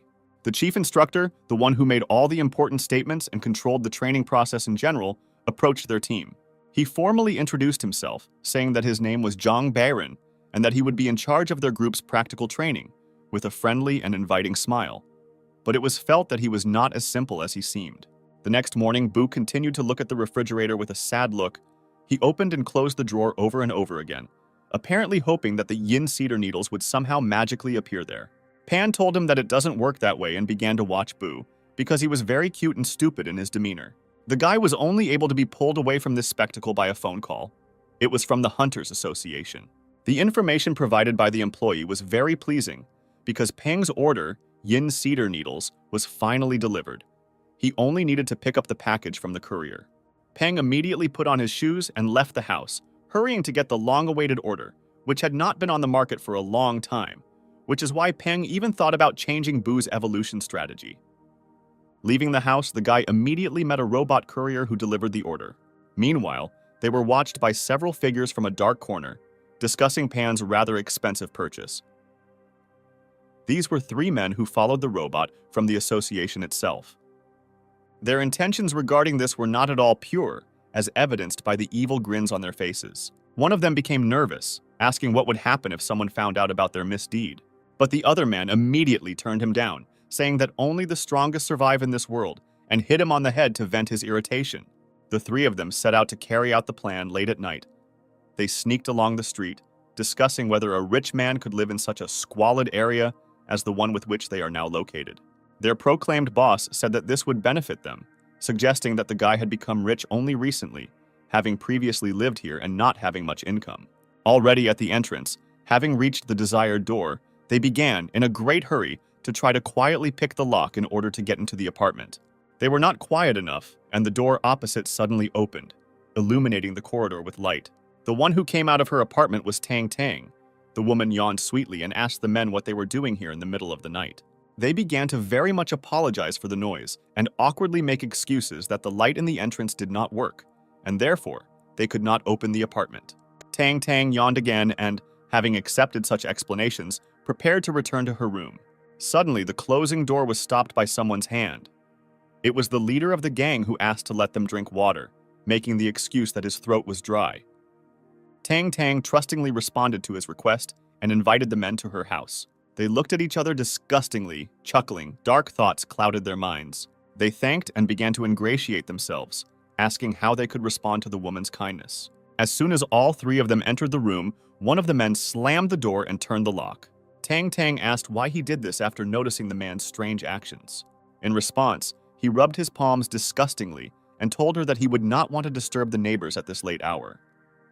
What he did not expect was the woman's words that his worries were in vain, because the walls were covered with a special soundproofing material, and even a game of dodgeball would not disturb the neighbors. The next thing the men saw horrified them, making them tremble in fear. Behind the woman, from the ceiling, an unusual-looking lizard-like monster with a light blue translucent body began to look at them, and a frightening aura of anger began to emanate from the woman. All three were very frightened by this change, feeling trapped. Then the gang leader pulled out a hidden knife and jumped on the woman, intending to defeat her faster than she started doing anything. He was very angry and scared at the same time. But to his surprise, the knife simply flew out of his hands when Tang Tang parried the blow. Moreover, the man's arm was in great pain, and he was crouched on the floor while the domineering Tang towered over him, looking at him like he was a non-entity. Seeing this picture, the other two also decided to act in revenge for the boss, also involving the captured monster, a small porcupine. The beast jumped from its owner's hands with the intention of attacking, but was grabbed by a monster much larger than itself. Tang Tang's pet instantly swallowed the threat, looking down on the frightened non-entities. The woman patted her pet on the head, expressing her approval of the monster's actions, but complained that he was again eating everything indiscriminately. But Tang Tang didn't expect that these three had another monster, and was attacked by a series of golden bullets. The man was pleased with the attack carried out by his pet and mocked, believing that the arrogant woman was struck down.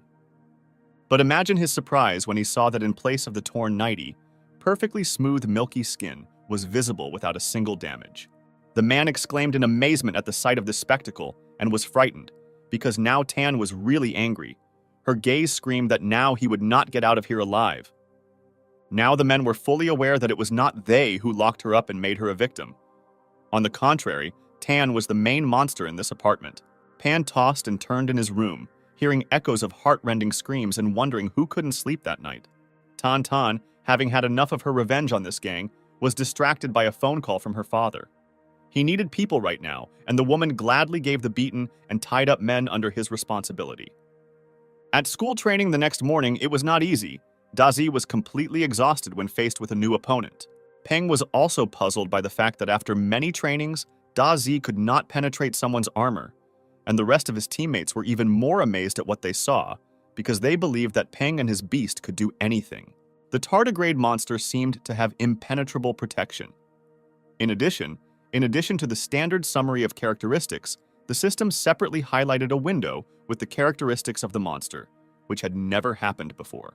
Pan even thought about making the tardigrade his third pet. Tardigrades had surprisingly high survivability. They could even survive in space, when exposed to radiation chemistry and at temperatures of more than 200 degrees or below zero. Their defense was also quite strong against anomalous attributes. However, even with all the incredible properties, it was not clear how the tardigrade could work in the same team with Boo and Dazi. Peng would prefer to find a monster that could fly or heal. Pan was distracted from his thoughts by a loud sound coming from the direction of the training field. Lianzi, Taiyin's armored rhinoceros, had just been able to defeat her opponent, and the girl was actively praising her for her work. Peng noticed that Lianzi had become much bolder during training than before. Pan was distracted from observing his successful training by the ringing of his phone in his trouser pocket. The caller turned out to be Director Li, asking if Peng had a free minute today. The man said that he would like to invite Peng to dinner with his friends and introduce them to the guy. The director spoke extremely politely, leaving Peng a little bewildered. The guy suggested that this was due to a recent incident due to which the company suffered greatly. Peng understood that the development of the company at the moment was quite dependent on him, so he agreed to the director's proposal, asking him to pick him up after school. Already in the evening at the meeting, Peng apologized for the disturbance, since it was he who asked to pick him up. But Director Li assured that there was nothing wrong with it, and in any case, he was going to pick up his daughter, who studies with the guy, after school today. The girl, in turn, was indignant that the man came to pick her up at school for only the second time this year, and the first time was on the first day of school, thus indicating that the director is not completely honest now. The director just laughed awkwardly and turned to Peng with a request to help Zhao Yu, his daughter, with her beast.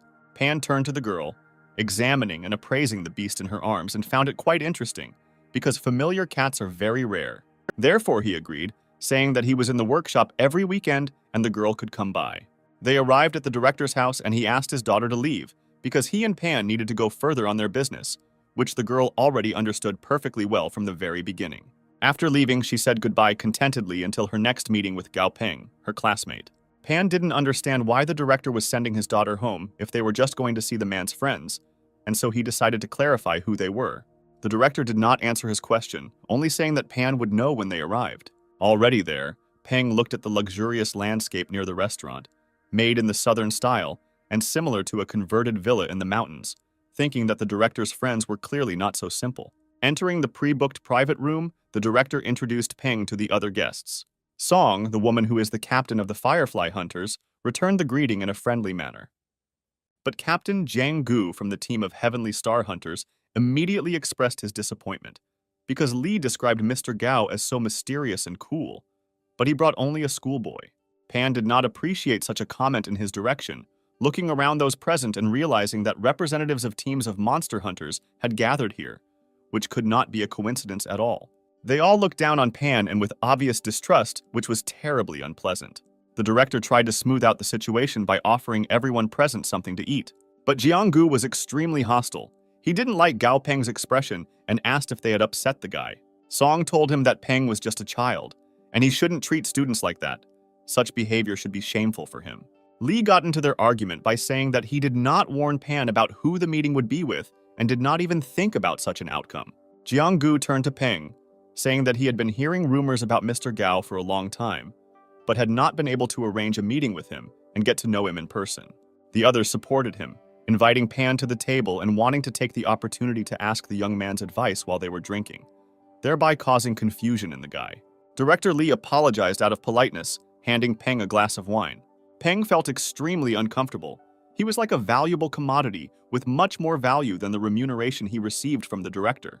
The guy didn't like this situation at all, but he had to play by the rules set by his interlocutors. After some time, Jianggu turned to Gao and stating that he was an extremely straightforward and vulgar person, drew attention to the fact that Peng was very young, but was rumored to have excellent abilities. So I would like to ask him a few questions. After all, Jianggu has long reached a high rank in this matter, but he has already heard a lot about Peng, and some are talking about the guy as a real legend. Peng replied that in this case it was not him who should be praised, but the examiner Feng, and that if the man had any questions, it would be better to come to the company. The man openly called his answer rude, saying that his friend's friend is also his friend, and friends are needed for mutual assistance, so there is no need to involve the company in this. The others also agreed with his arguments, starting to reproach Pan for considering himself superior to others and brazenly asking for help for personal problems. Pan was extremely outraged by this behavior. This was the last straw before his patience ran out. He had had enough of the contempt of others for today. He left, telling respected commanders that he was just a high school student, a rookie with a lack of experience. Director Li began to apologize for everything that happened and said that he would personally take Peng home, but he refused. Peng called a taxi in advance and did not need the director's help to get home. When Peng left, the others voiced their dissatisfaction, saying that Peng really didn't know anything and was just a joke. The director responded by saying that he had been very kind to all of them, but today they disappointed him. As soon as all the guests returned to the premises, Jianggu, who had remained with Li on the street, said that today he had only returned a small favor to him, provoking the guy at his request, assuring that no one would find out from him about what had happened. Director Li laughed, saying that there was no need to say that because they were just friends helping each other. But Jianggu did not appreciate his words, answering that he did a mutual kindness, and now they are even. As he left, the man wondered why Gao Peng was helping the director so much if he was jumping out of his pants so that others would like him so much. As a result, Pan arrived home when it was already quite dark. Taking off his shirt, the guy turned on the TV to distract himself a little. The news reported strong side effects from the genome enhancement serum. After its introduction to the familiar, many cases of the appearance of malignant mutations were recorded, as confirmation of which display a rather unpleasant picture of a crippled monster on the screen. Due to unpredictable symptoms, it was recommended to abandon the serum, and it was also planned to stop selling it worldwide. While watching the news, Gao Peng's phone rang. It was Director Li again. Reluctantly, Peng answered the call, asking if the director wanted anything. The man apologized for ruining the evening, justifying that he should have warned about who the meeting would be with, but could not even imagine that those present would behave so ill-mannered. Pan chose for the best to lie that he was not angry about the current situation, thereby intending to put an end to the conversation. However, Director Li continued, telling him not to worry, because those who wronged Gao Peng also wronged Li himself. But Pan chose not to listen to his ranting anymore and simply ended the call. Pan was very angry, because those people were not to blame for thinking he was naive, however. Organizing a circus to make him look like an idiot was too much. So, Peng came to the idea that he should be more attentive and begin to build up his strength and authority. Meanwhile, the following events continued to flash on the news. 21-year-old Han Ning won the championship and received the title of the first Dog King of Yangchen. This young man was able to develop his beast to the rank of an ideal class commander in 3 years, and he was dubbed the best among the youth. But Peng decided for himself that this would not last long. The very next day, Pan came to his office with Bu and mixed the final composition, giving the pet a new portion of the medicine for evolution. Meanwhile, 3 girls were heading towards his studio, one of whom was the director's daughter. Along the way, they fooled around, discussing Pan and making fun of each other. Already on the spot, Secretary Xuan met them, kindly clarifying whether the girls had a meeting for 3 with Gao Peng. The girls immediately began to clarify in confusion whether it was necessary to sign up in advance and say that they did not know about it, to which Xuan suggested that they clarify now, when Peng would generally be free. Zhao Yu thought about the fact that her father had previously called Gao Peng a genius, but the downside is that with a high level, the price for his services is probably quite high. But because of this, perhaps there are few clients. All thoughts suddenly disappeared when a deafening roar was heard from the workshop. This sound gave me goosebumps, making my heartbeat difficult and forgetting how to breathe. Meanwhile, Bu in the workshop has already shown the world his new look. The monster finally evolved into an epic grade bone monkey, making Pan incredibly happy. Also, after his promotion, Bu unexpectedly acquired a new powerful ability. The Heart of Bloody Threads increased all of Bu's characteristics and could also control the beating of other people's hearts. Pan was very happy about this, because thanks to this ability, Bu's combat power would become much greater. However, now there was a problem of a different kind. Bu's size had become too large, and moving along the street with him would become much more difficult. Peng came out of the workshop and asked Xuan to find something to cover Bu so that he would be less noticeable, but she was too amazed that in such a short time, Peng was able to increase the familiar to epic rank. Zhao Yu, who noticed the guy, greeted him, calling him Uncle Gao, who recognized her as Director Li's daughter. Peng realized that the old fox was afraid that Peng would not make contact, so he was using his daughter. But more than that, Pan was interested in the familiar of the girl's friend. Obviously, in the new conditions, the jellyfish mistook the air for the sea and adapted. A very interesting solution. Zhao Yu turned to Uncle Gao, asking him to examine her familiar. But the guy asked to stop calling him that. It was too unusual, especially considering that they were the same age. Further, Pan explained in the usual manner the algorithm of work, that first there is payment for the service, which for her familiar, an elite mint cat, should cost 60 credits. He decided that there was no point in being biased towards the girl, because she does not know about the machinations of her father. Therefore, Peng said that for the sake of Director Li, Zhao Yu's father, he would pay for the materials himself, for which the girl was immensely grateful to him. And then, not seeing the pet, he asked where he was, to which the girl was confused and began to look around in a daze, not understanding where he could have gone. Her friend reported that the cat was hiding in the corner, most likely scared of the bone monkey, which was true. Noticing that the owner was looking for him, the cat immediately rushed into her arms in tears, in search of protection and consolation. Zhao Yu happily consoled him, saying that there was nothing to worry about. Pan, meanwhile, asked the owner of the jellyfish familiar where she bought it. He had never seen anything like it before, and he became interested. The girl explained that in fact, this jellyfish is just a pet that she uses as a wallet, because they can send anything into subspace. She demonstrated the pet's abilities by handing him a phone that instantly disappeared. The girl also added that floating jellyfish are a specialty of Pengchen City, and recently they have been sold in large quantities on Wugu Shopping Street.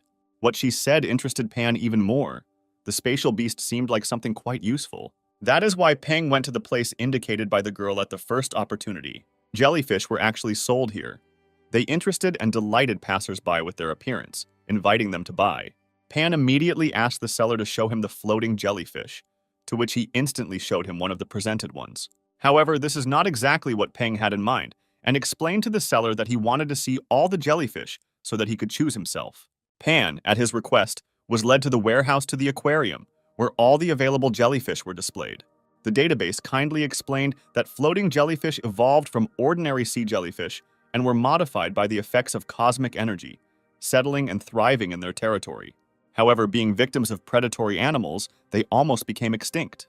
Peng remarked that they were probably the most pathetic dimensional beast species, to which the seller replied that they really didn't have any skills other than levitation and dimensional pocketing. Pan began to look at the available monsters and noticed that they were all not much different from ordinary jellyfish. However, one jellyfish clearly stood out, different from all the others. It strangely looked hyperactive. Pan said that he wanted to buy this particular jellyfish among all the others. The seller highlighted its selectivity, saying that it was a rare mutated species of floating jellyfish, an ideal class floating jellyfish king with speed ability, worth 100 credits. Pan noticed that what he said was absolute nonsense and set a price of 50 credits. The seller immediately happily agreed. It became very obvious that even this price was quite high. And yet, Peng still won, because he saw the real characteristics. This hyperactive jellyfish had 2 attributes and an advanced class. Peng had already seen what kind of team of pets he would make. While the jellyfish was tied up so that it would not fly away, it resembled a balloon, which Peng directly stated, giving her the appropriate name, Chunba. Arriving home, Peng immediately introduced the new family member to Dazi, to which he showed a far from happy reaction. The pet ran away into another room with dissatisfaction, slamming the door. Pan didn't understand his reaction, but made the assumption that he was jealous. However, this was not the reaction Pan expected, and he did not like it. Peng immediately played his trump cards. Knowing his familiar very well, he began to talk about specially purchased dried insects and poisonous swordworms, so dearly loved by Dazi, as well as expensive materials for level advancement. Succumbed to these sweet words, Dazi quickly came out of his hiding place, salivating from the description of his favorite treats especially for him. But instead of the promised goodies, Dazi received only a scolding for his ugly behavior. While the two were making out, Bu and Chunba were quietly interacting with each other, seeming to have found a common language with each other. Peng took revenge on Dazi for disobedience and bickering, and with a sense of accomplishment, returned to Chunba. Pan intended to conclude a contract with the jellyfish right now, because while his level was not so high, it would be easy to do this, which he was going to take advantage of. Medusa seemed frightened by his actions, not understanding what the guy was going to do. Peng, meanwhile, examined Chunba's mind space, which was smaller than Dazi's, but at the same time more timid and restless, and his mind was still too unstable. In the end, Peng decided for himself that if he signed a contract right now, he would feel like a kidnapper of a child. So he decided to put it aside and for now start spending more time with Chunba so that he began to trust him. Peng thought the best solution for this would be to take Chunba with him to school tomorrow. When they met, Mu reacted rather strangely to him. She seemed puzzled. And not only Mu, all the other students also did not understand what had happened, believing that for some reason Peng put an extremely ugly hat on his head. However, the hat was actually Chunba, his new pet, as he demonstrated by retrieving a bottle of water from subspace. Peng explained to Mu that this was a floating jellyfish, an animal with spatial abilities. The girl said that she had heard about them, but quickly changed the topic to the upcoming training match, asking if Pan had already seen their today's opponent. Peng shared his thoughts that the purple scorpion really looks threatening, and it looks like it won't be an easy fight. Mu asked whether Peng would fight first today as usual. From the side, there were whispers from other students that it seemed that the points for the first victory of the day would again go to Gao Peng today. This was not the first time this happened, so Peng decided that this time he would give in to others, which he openly stated in front of other students. Many were scared, but one of the students was happy about this turn of events and decided to take advantage of the chance by asking to speak first. Peng was wary because this disciple had a rooster dragon familiar, which was the only advanced class monster here, not counting Dazi that could give a decent fight to the purple scorpion. Peng wanted to clarify whether Dazi was prepared to carefully observe this fight, when he noticed that his familiar was looking in a completely different direction, drooling profusely at possible prey. The guy immediately returned the pet to reality, reminding him of the importance of observing the upcoming enemy. The instructor waved a red flag, signaling the start of the fight. The purple scorpion and dragon rooster immediately gathered, capturing everyone's attention and ready to start fighting at any moment.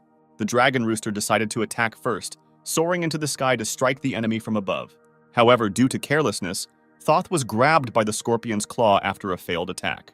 The instructor told the owner of the dragon rooster that he could be glad that the scorpion had no poison.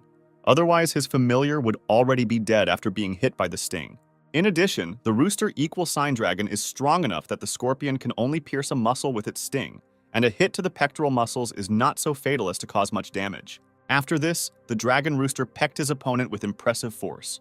His master was already rejoicing in victory, exulting after the seemingly devastating attack. However, Pan saw much more and understood that this was not the end of the battle. After the merciless attack of the rooster dragon, the purple scorpion struck back with a serious blow, which became fatal. The dirty but victorious move completely broke the rooster dragon, forcing him to shed a tear. Many students even unwittingly felt his pain, sympathizing with the monster. At this point, the instructor decided to stop the fight because the further outcome was obvious. The rooster dragon immediately ran away in tears because in this battle his pride was trampled. The instructor asked if there were any more volunteers to challenge the purple scorpion. Also, the instructor noted out loud that previously the purple thunder centipede had always opened the battle, but some were unhappy with this, underestimating the enemy. Now the students had no objections. They themselves suggested that those with higher grades should move forward. The instructor turned to Peng, asking his opinion on this matter. Peng did not refuse, again taking the first battle on himself and Dazi. As soon as Dazi crawled into the cage and took a fighting stance, the fight began. Mu asked Pan's opinion about the upcoming battle, because the purple scorpion had demonstrated overwhelming power, with which the guy mentally agreed, at the same time deciding that the monster's weakness probably lay in its clumsiness. However, right now, even though he was very nervous, Peng could only believe in Dazi and his victory. The first attack of the scorpion was strong and swift, however. Dazi quickly dodged it, avoiding serious injury. Mu commented approvingly of his actions while Peng stood with an impassive face. Having missed one of the attacks, which did not cause much damage, the centipede attacked with its tail in a sweeping manner, forcing the scorpion to fly to the side. The next, rather strong blow again hit the purple scorpion. Peng's teammates cheered as they watched Dazi gain the upper hand. After that, Dazi grabbed the scorpion, causing serious injury, and it could no longer move. The fight came to an end, leaving victory for the centipede. Peng and Chunba cheered, supporting Dazi's victory, very proud of him. After the battle, Mu was delighted with Peng's stamina and endurance, because according to her, he didn't even raise an eyebrow despite the fact that Dazi was in such danger. Pan pretended that this was the plan, but in fact, he was so nervous and worried about his pet that he even began to sweat. The instructor, meanwhile, drew Peng's attention to himself, asking him to calm down Dazi. The man complained that they didn't have many monsters to train on, so they couldn't let the centipede eat the scorpion it had defeated. Dazi, meanwhile, enjoyed his prey, methodically tearing off a piece of the flesh of the defeated enemy, drenched in a bright green liquid that served him as something like blood. Seeing this sight, the disciples began to whisper again, worrying that Dazi, judging by his wild behavior, was not completely tamed, which means that everyone who is here could be in great danger. But following the instructions of the instructor, Peng called Dazi to him despite the latter's extreme dissatisfaction. The centipede immediately ran to its owner past the crowd that parted in front of him out of fear. Peng took a handkerchief from his pocket and immediately began to wipe his pet, together with Chunba, who was helping him in this matter, saying that he should not eat anything and scare those around him, especially since dried insects are much tastier and more nutritious. There were also dissatisfied people with these words and began to be indignant that no one had scared them, and Peng was too arrogant. Mu advised Peng not to worry about this, saying that this little thing was simply afraid of Dazi's incredible power. Pan, in turn, noticed that now they were all fighting monsters in cages, under the protection of instructors and silver moonwolves. He addressed the students, asking what would happen when they encountered monsters in the wild. The rest began to actively resent his statement that with such thinking, one should not become combat trainers if life is precious. The brewing argument was interrupted by the instructor with just one clap of his hands, saying that Pan was right. He also said that while everyone is gathered, important information needs to be conveyed, because everyone here has completed the basic training course, and starting tomorrow, they can apply to be sent to the training base. Already there, everyone will be trained during the week for which the school has approved study leave for the participants. Many were delighted that after so much training, the time had finally come for real battles, while others were worried, considering themselves insufficiently prepared. Peng considered being in an unknown territory training base to be a great opportunity. Some people had a question about payment, because not everyone could immediately make a contribution of 5 credits, especially since nothing had been said about this before. The instructor replied that in this case, you could refuse the trip or go to a private field training base in the wild. Even then, many agreed that 5 credits was a very favorable price, because going to a private area usually costs from 20 credits for a week, And that's just for the entrance, and you also need props and equipment. It was also possible to sign a contract with the military alliance to serve for the next 8 years after school, in which case they would cover all the costs of training. Thus, thanks to the ability to choose average pay or sign a contract, the army gained its power, which was quite smart. The instructor also warned that when registering to participate, death insurance is mandatory. This was the end of the instructor's speech, after which Peng and Mu were able to bump fists, declaring themselves a team for further testing. Soon, a camouflage-painted SUV was taking everyone who agreed to the training base area. Everyone made noise during the road, joyfully discussing the changing views outside the window. At some point, the car hit a rock, rocking violently and alarming the passengers. The driver turned to them to apologize for this mistake, but his smile made it very clear that he did it on purpose to keep everyone quiet. Peng sighed, remembering that he wanted to go see Tang Tang this morning, but she didn't respond to the knock on the door and also didn't answer the phone. He just hoped that she was okay. The guy also thought that this might be connected with a secret that Tan still couldn't reveal to him. The transport shook noticeably again, causing discontent among others. Everyone began to be indignant that this was too much, but the driver made an excuse that this time he didn't do it on purpose, and besides, they had arrived. Already on the spot, they were all gathered to explain that the local mountain valley is a training base. Therefore, every centimeter of this valley is protected, and only monsters of ordinary and elite rank are present here.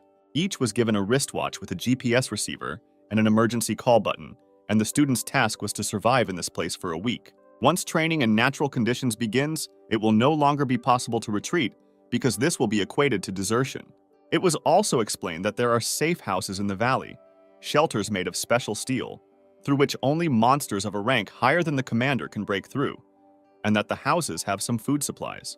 Thanks to these conditions, it was possible to survive in the forest for these 7 days. After this speech, everyone split into teams and set off, wanting to quickly find shelter or show that they were worth something.